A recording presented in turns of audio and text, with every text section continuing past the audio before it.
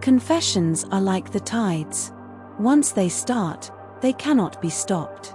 I have seen what happens when you translate a badly written text. One crooked sentence drags the next, and the next drags the next, until the entire paragraph is a lie. With confessions, it works the other way around.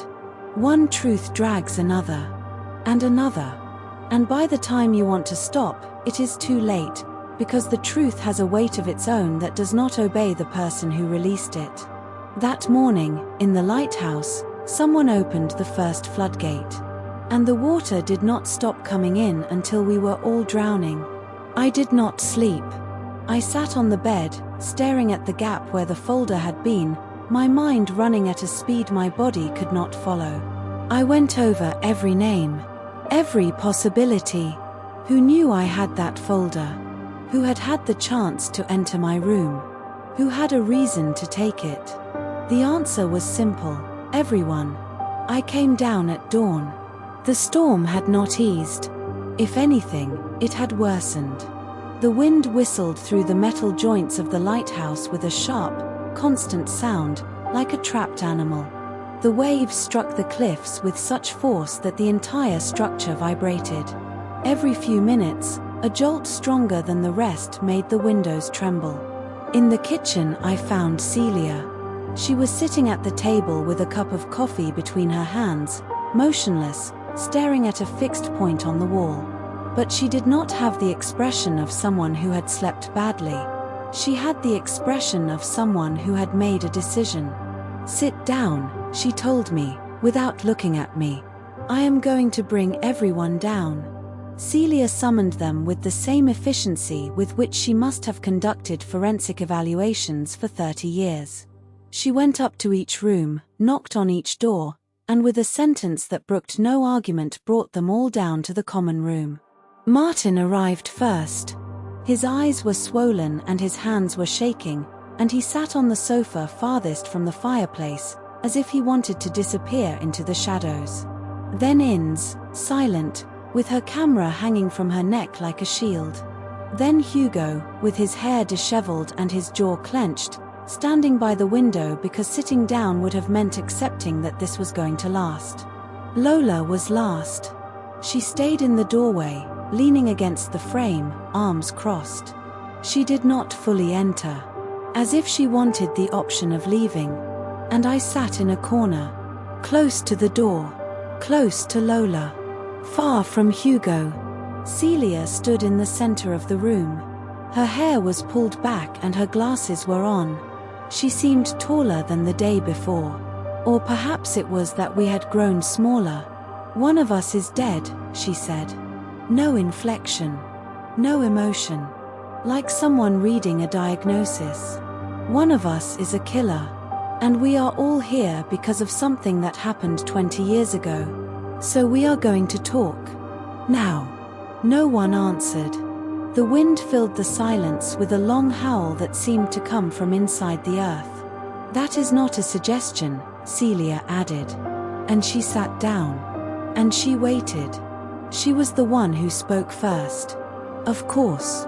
She had been waiting 20 years to speak. In 2004, I was assigned a forensic psychological evaluation. It was a maritime case. 6 crew members dead in a shipwreck off the Costa da Morte. The families wanted to sue the shipping company. My job was to determine whether there was a psychological basis for a negligence claim. She paused. She took a sip of coffee that must have been cold. The basis existed. It was solid. There were clear indications that the shipping company knew the risks and did nothing. There were testimonies. There was documentation. The families had every case in the world. Another pause. Longer. "They paid me to write the opposite." She said it like that. No embellishment. No excuses. With the same clinical dryness with which she would have written the report. I said the families had no emotional or legal basis for a claim. I said that grief was distorting their perception of the facts. I said there was no negligence. I wrote 12 pages of professional lies and signed them with my name. Celia took off her glasses. She rubbed her eyes. And when she spoke again, her voice had a crack that had not been there before. I retired the following year. I have not practiced since. And every night, for 20 years, I have dreamed of 6 names I cannot forget. Silence. Martin was the first to move. He ran his hand over his face. He took a deep breath. And he spoke. My father was on that boat.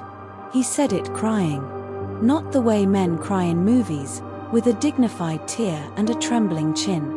He cried the way children cry, with his mouth open, his shoulders shaking, with a sound that came from his chest as if something inside were breaking. His name was Zoslago. He was the first mate. I was 12 years old when he died. And for 20 years I believed my father was an honest man who died doing his job. He wiped his face with his sleeve. His hands were trembling. 10 years ago I found a box in my grandmother's attic. Letters. Receipts. Things that did not make sense until I read them twice. My father was receiving money from an account that was not the Fisherman's Guild. Every month. A fixed amount. For 2 years before he died. He stopped. He swallowed. The sound was audible in the silence of the room. My father was part of the smuggling. He was not an innocent man who died in an accident. He was an accomplice who died in a criminal operation. He looked at Celia. Then at me. Then at the floor. I have lived 10 years knowing it. And 5 years trying to forgive him. I became a chef because of him. We used to cook together every Sunday. Rice with lobster, pulpo a fira, Zambarinas empanada.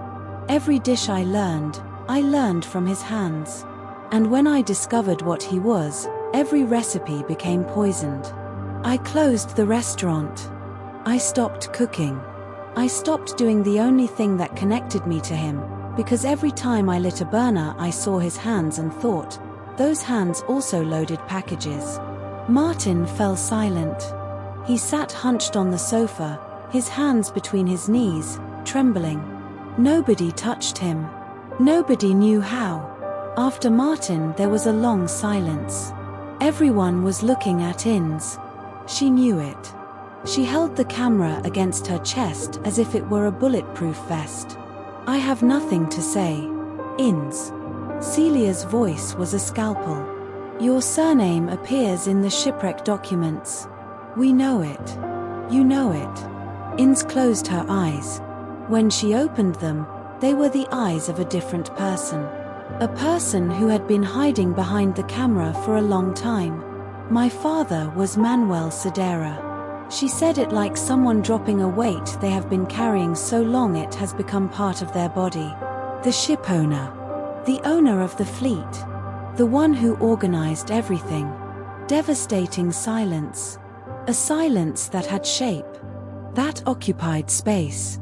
That pushed the walls outward. I was 9 years old when it happened. I knew nothing until I was 20. My mother made sure of that.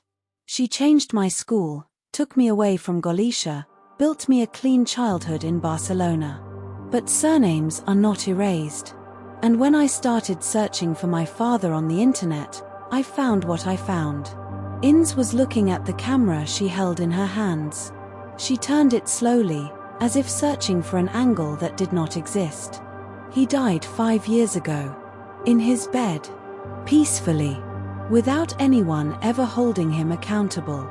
Without anyone ever telling him, to his face, what he had done. She looked up. She looked at each of us, one by one. He never paid for anything. And I came here because I thought perhaps someone could explain to me how you live knowing that your father killed 6 men and died in peace.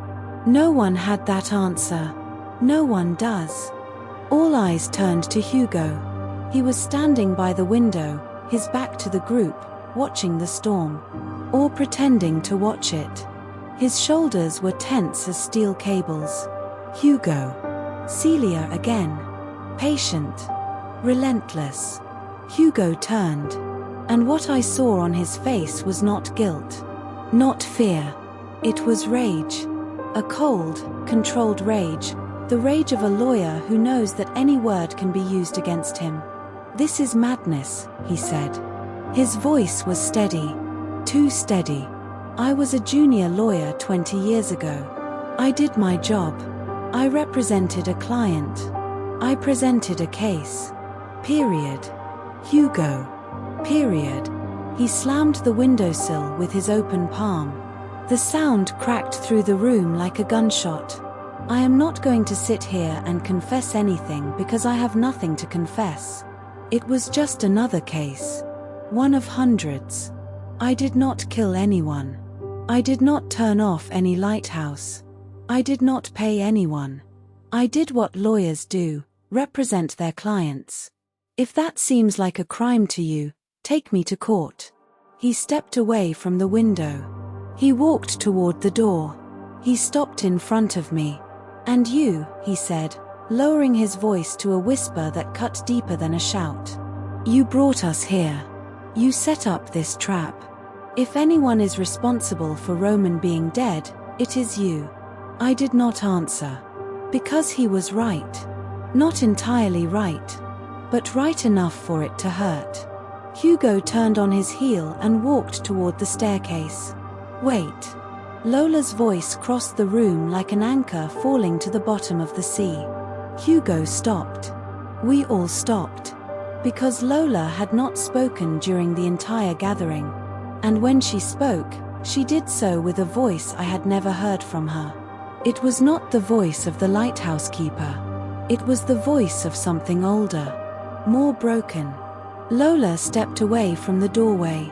She walked slowly to the window Hugo had just left. She stood in front of the glass, looking at the sea, her back to us. I turned off the lighthouse. Absolute silence. Not the uncomfortable silence from before. A silence of another order. The silence inside a church. Inside a tomb. The silence of things that, once said, cannot be unsaid. They came to my house.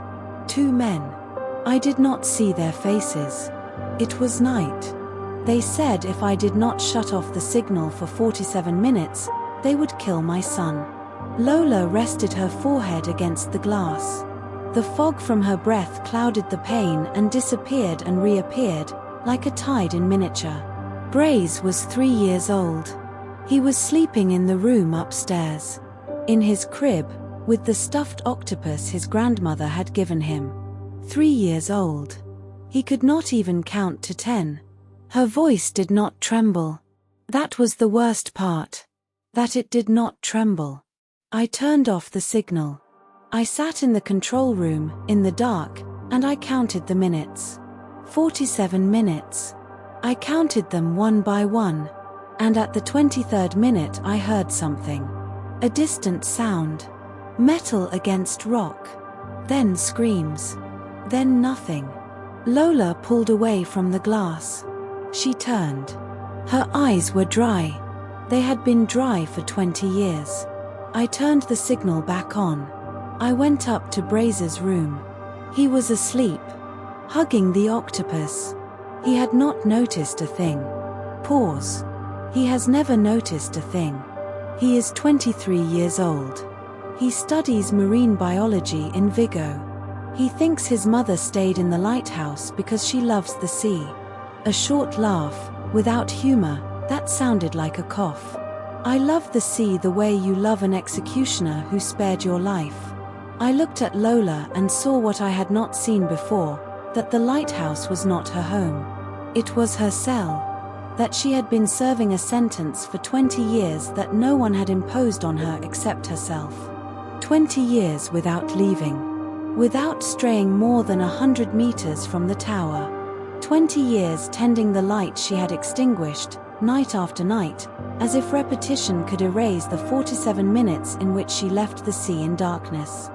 It was the most devastating confession. Not because it was the worst, but because it was the most understandable. Because anyone with a 3-year-old son would have done the same. And knowing that does not ease anything. I stood up. My legs felt steady, my voice clear. 20 years preparing for this moment. My father was a Moro Devil. I said it looking at Hugo, who had frozen at the foot of the staircase. He had not left. He had not been able to leave. He was the captain of the Santa Lucia. The one who discovered the smuggling. The one who was going to report it. I took a step toward Hugo. Just one. That is why they killed him. That is why they turned off the lighthouse. That is why 6 men died on the rocks of Finisterre one November night 20 years ago. Another step. And you were the lawyer who buried it. Who buried the evidence. Who buried the truth. Who buried my father a second time. Hugo looked at me. And in his eyes I saw something I did not expect. I did not see guilt. I did not see denial. I saw calculation. I saw a man who was measuring distances, evaluating risks, looking for a way out. I saw the lawyer he had been all his life. The man who looked at every situation as a problem to solve, not a truth to accept. You brought us here, he repeated. But this time his voice was not cold. It was hot. Dangerous. You organized all of this. You manipulated every single one of us to come to this damned lighthouse. And now Roman is dead. He is dead, Vera. Was that part of your plan too? No. Liar. He lunged at me. Not like someone trying to intimidate. Like someone trying to cause harm. I saw his open hands, his face contorted, the rage of 20 years of lies kept under pressure that had just burst. Martin stepped between us. He grabbed Hugo by the shoulders. Hugo struggled. He had a strength that did not match his desk lawyer body. A strength that came from a deep place, from the same place secrets come from when they can no longer be contained. In the struggle, Hugo shoved Martin. It was a dry blow, both hands against his chest. Martin was sent flying backward and hit his head against the stone wall. The sound was horrifying. A wet crack that filled the entire room. Martin slid to the floor. He did not lose consciousness, but he was dazed, his eyes unfocused and a trickle of blood running down the back of his neck. Hugo looked at Martin on the floor. He looked at his own hands. And without a word, he ran up the stairs and locked himself in his room. We heard the bolt. Celia knelt beside Martin. She took his pulse. She examined his head. It is not serious, she said, in the same voice she would have used to read a medical chart. But he needs ice and rest. Ins had not moved from her chair. Her hands were pressed against the camera and her eyes were fixed on the staircase where Hugo had disappeared. She said nothing. But I saw something in her expression that I could not interpret at the time. Something that looked like recognition. The hours that followed were the longest in the lighthouse. Hugo did not leave his room. Martin lay on the sofa with a cold compress that Lola prepared in silence. Celia sat beside him and read a book she was not reading. The generator failed twice. The lights flickered. The storm did not ease. Ins found me in the kitchen, past 10 at night. I was making coffee. Or pretending to make coffee. What I was really doing was thinking. Thinking about the folder that was missing. Thinking about Hugo locked upstairs. Thinking about what I would do next. Vera. I turned. Ins was in the doorway, with an expression I had not seen before. She was not the controlled photographer or the shipowner's wounded daughter. It was something simpler. She was a frightened woman. There is something I do not understand, she said. She sat across from me. She placed her hands on the table, palms down, as if she needed to feel something solid. My father had an address book. An old one, on paper. I found it when he died, among his things. Most of it was phone numbers and business addresses. But there were 2 addresses that were underlined. One was mine. My Barcelona address. She paused. She swallowed. The other was in Madrid. An apartment on Calle Velasquez. And next to the address, a name, Iriot. Iriot. Hugo's surname. I said nothing. There was no need. Inez was saying it on her own. She was understanding it as she said it, like someone translating a text in real time and discovering that the meaning is worse than expected. I brought something, she said. And from the inside pocket of her jacket she pulled out an old photograph, folded in half, its edges worn from being touched many times. I unfolded it carefully. It was a color photograph, faded. A man in his 40s in a living room I did not recognize. Beside him, a boy. The man was heavy-set, with dark hair, and a smile that tried to be friendly but did not quite manage it. The boy was 8 or 9 years old. Brown hair, light eyes, a square jaw even then. I turned the photo over. On the back, in a woman's handwriting, a single line. Hugo, age 8. The same Hugo. The same Hugo who was locked upstairs with the bolt drawn. The same Hugo who had just lunged at me. The same Hugo who claimed to have been just a junior lawyer. In the photograph, standing beside the shipowner. Beside Manuel Cedera. The man who organized the smuggling. The man who ordered the lighthouse turned off. Inez's father. Hugo's father. I looked at Inez. Inez was looking at me. And in her eyes I saw that she had understood before I had. That was why she was frightened. Not because of what Hugo had done. Because of what Hugo was. Her brother. The storm struck the lighthouse with a gust that made the entire structure tremble. The lights went out. They came back on. They went out again. And in those 3 seconds of darkness, with the photograph of an 8-year-old boy between my fingers, I understood something I would have preferred not to understand. Hugo was not merely the lawyer who buried the case. Hugo was the son of the man who ordered it all. He had grown up inside that story. He was part of it in a way that went beyond the professional. The shipowner's blood ran through his veins. And that blood had spent 20 years protecting a secret that now, in a lighthouse at the end of the world, with a storm that would not let anyone leave, was crumbling. Upstairs, in his room, Hugo Iriot was locked in. With the bolt drawn. With my 20 years of research, probably. With a violence we had just seen for the first time. And with a blood tie that changed the geometry of everything. Because he was no longer a lawyer who did his job. He was a son who protected his father. And sons who protect their fathers are capable of anything. I know this well. I am one too. The next chapter will be released when we reach 75. 75 people who know what happens in this lighthouse. Subscribe. Because Hugo Iriot has his door locked and we have a photograph. And when that door opens, what comes out can never be locked away again.